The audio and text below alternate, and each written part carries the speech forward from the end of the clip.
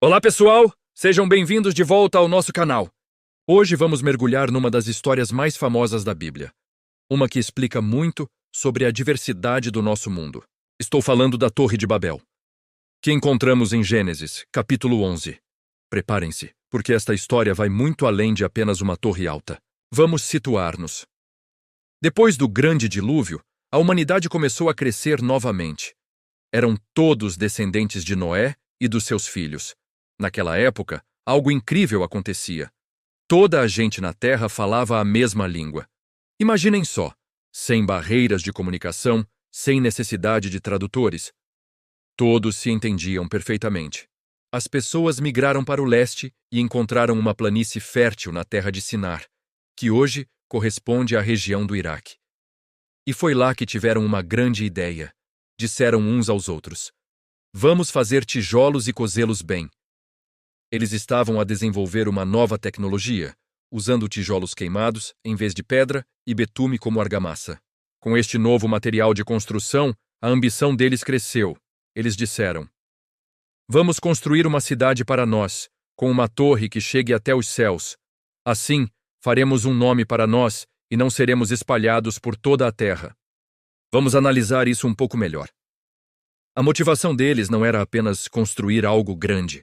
Eles queriam fazer um nome para si, o que revela um desejo de fama, glória e autossuficiência.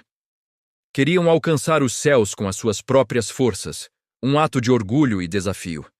Além disso, o medo de serem espalhados ia contra a ordem de Deus, que após o dilúvio tinha dito para se multiplicarem e encherem a terra.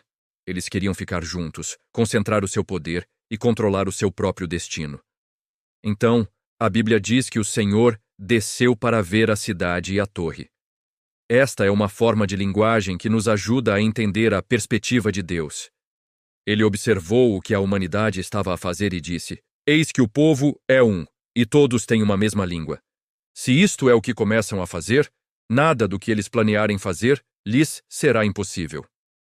Isto não significa que Deus estivesse com medo do poder humano. Pelo ao contrário, ele viu que a unidade deles, usada para o orgulho e a rebelião, levaria a humanidade a um caminho de autodestruição. A capacidade ilimitada de pecar, sem restrições, era um perigo. Então, Deus tomou uma decisão. Ele disse: "Desçamos e confundamos a sua língua, para que não se entendam mais." E foi exatamente o que aconteceu. De repente, a comunicação perfeita desapareceu. Onde antes havia cooperação, agora havia confusão. As pessoas não conseguiam mais entender-se. O projeto grandioso parou imediatamente. A construção da cidade e da torre foi abandonada. Por causa desta confusão, a cidade foi chamada de Babel, que em hebraico soa como a palavra para confundir.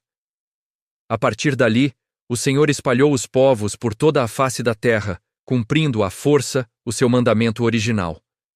Foi assim que, segundo a narrativa bíblica, surgiram as diferentes línguas e nações. Mas a história não acaba aqui. O resto do capítulo 11 parece, à primeira vista, uma longa e aborrecida lista de nomes, uma genealogia. Mas é uma das genealogias mais importantes de toda a Bíblia.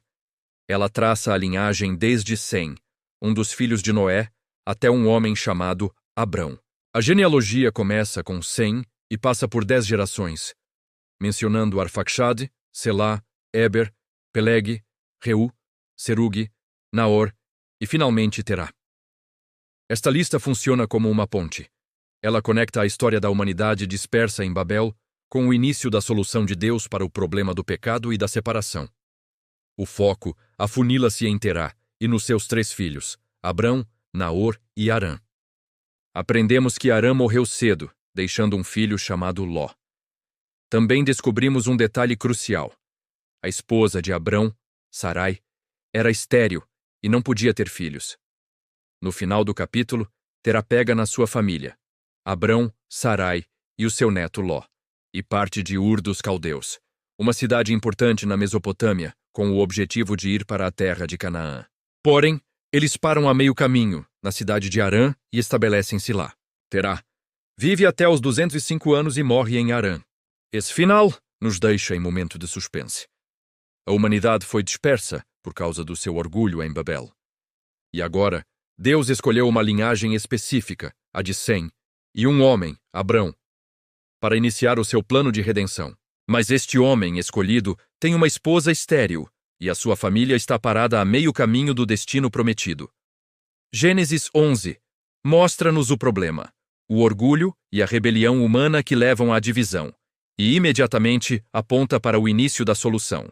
A resposta de Deus para a torre do orgulho humano não é outra torre, mas sim o chamado de uma pessoa comum, Abrão, através de quem todas as nações da terra seriam, um dia, abençoadas.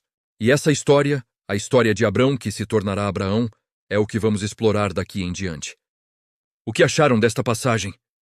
É incrível como uma passagem tão antiga continua a falar sobre a natureza humana, sobre o orgulho e sobre o plano de Deus. Deixem seus comentários aqui embaixo. Adoraria saber a sua opinião. Obrigado por assistirem.